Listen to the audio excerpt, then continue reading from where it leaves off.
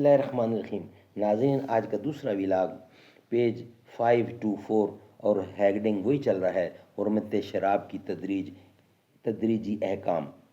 معارف القرآن جلد اول سورۃ البقرہ نمبر 2 اور آیت نمبر 219۔ معارف القرآن جلد اول سورۃ الفاتح سے لے کر سورۃ البقرہ پارہ اول تا پارہ تیسرا رکوع 8واں۔ رائٹر ہیں اس کتاب کے حضرت مولانا مفتی محمد شفیع عثمانی صاحب رحمۃ اللہ علیہ، جو کہ مفتی اعظم پاکستان ہیں۔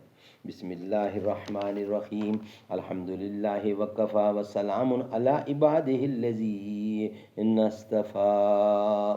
قال النبی صلی اللہ علیہ وسلم خیرکم من تعلم القرآن وعلمہ۔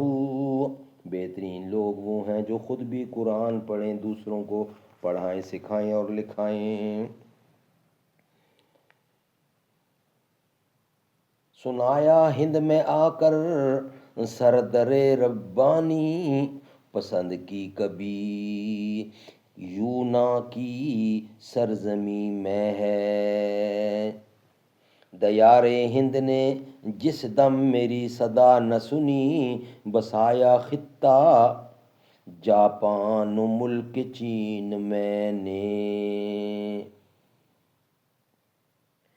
بنایا زروں کی ترکیب سے کبھی عالم، خلاف مہنی تعلیم اہل دین میں نے۔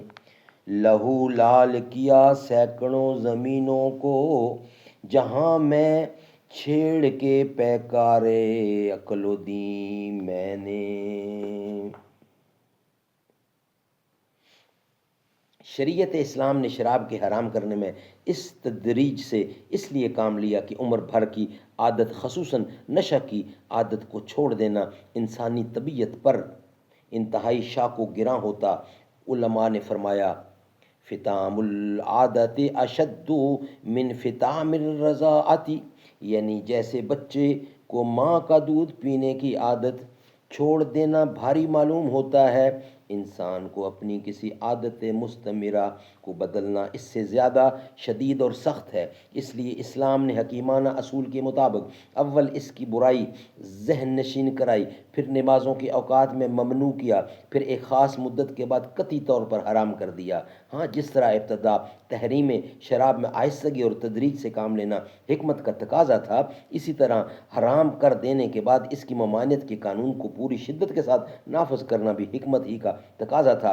اسی لیے رسول کریم نے شراب کے بارے میں اول سخت وعیدیں عذاب کی بتلائیں۔ ارشاد فرمایا کہ یہ ام الخبائث اور ام الفواحش ہے، اس کو پی کر آدمی برے سے برا گناہ کا مرتکب ہو سکتا ہے۔